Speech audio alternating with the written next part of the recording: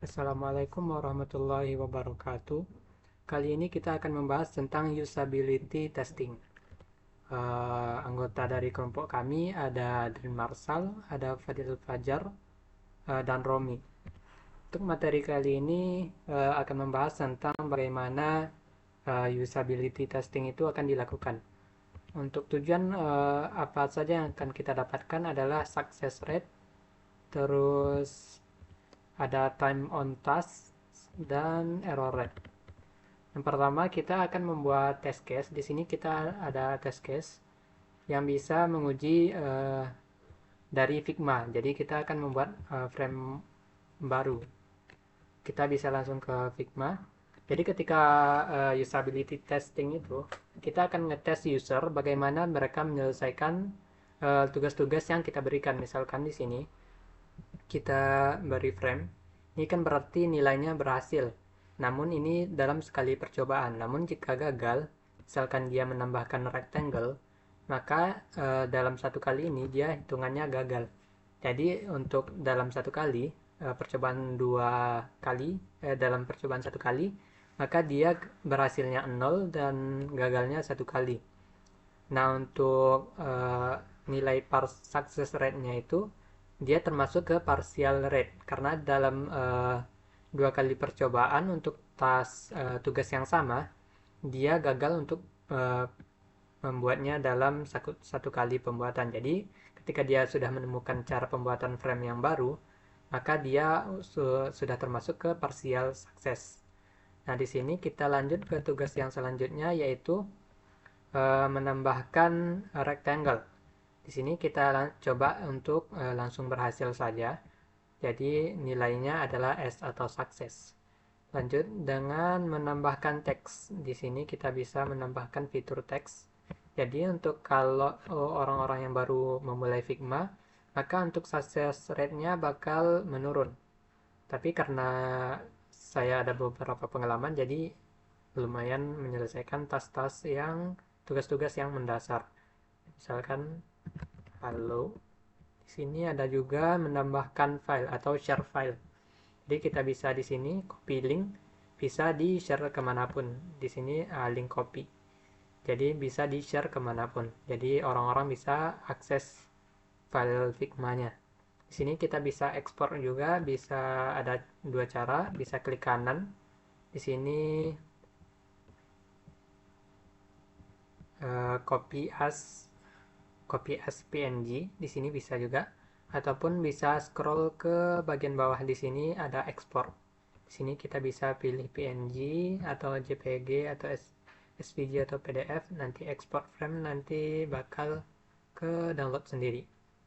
Nah, untuk perhitungan test case-nya kita mulai dari success rate. Di sini kita pindah ke Excel.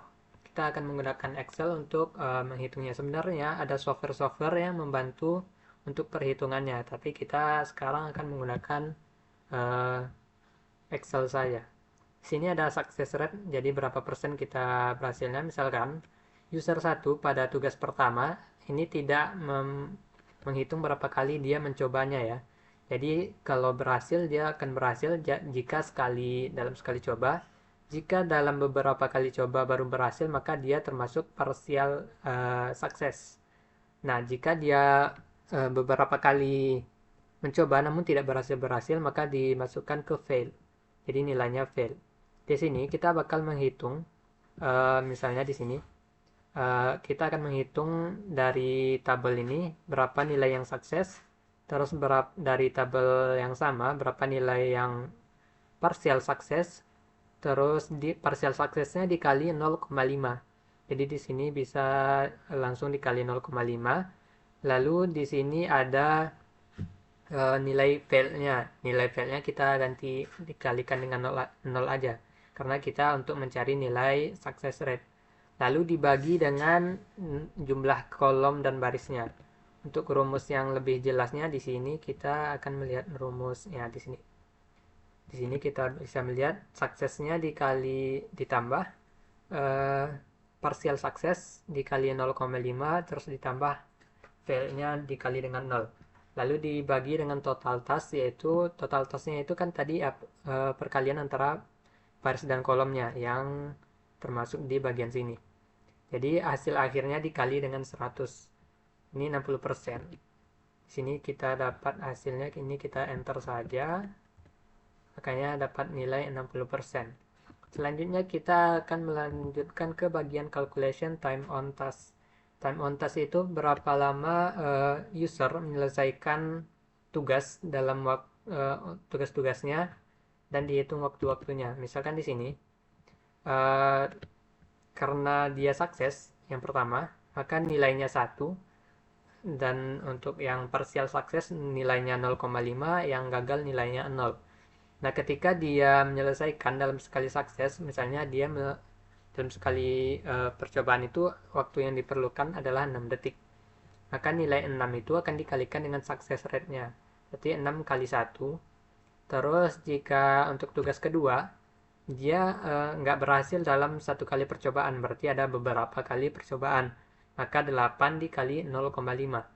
Begitu juga yang selanjutnya pada tugas 3, 4, dan 5. Nilai time-nya dikalikan dengan success rate-nya.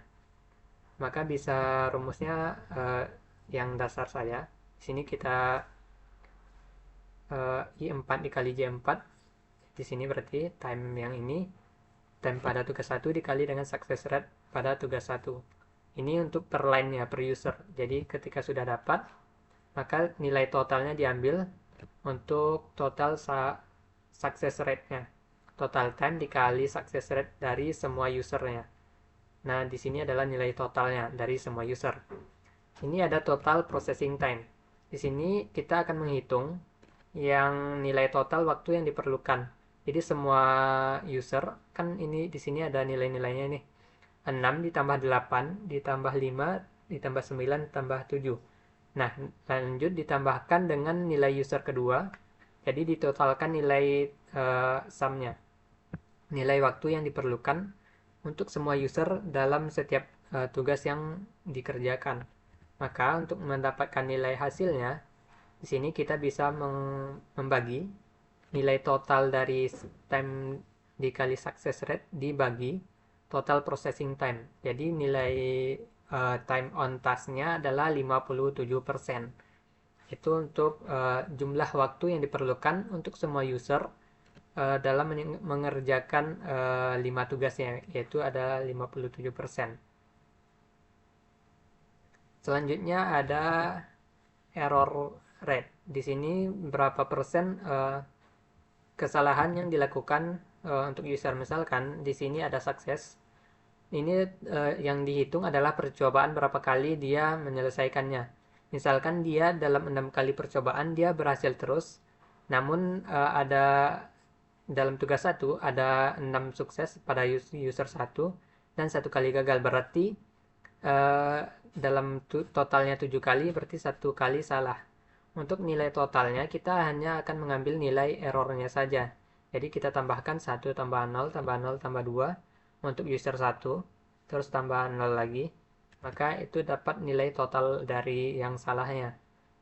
Lanjut dengan user 2 dan user 3. Jadi yang diambil adalah nilai total gagalnya, berapa kali gagal dalam percobaan untuk setiap tugasnya.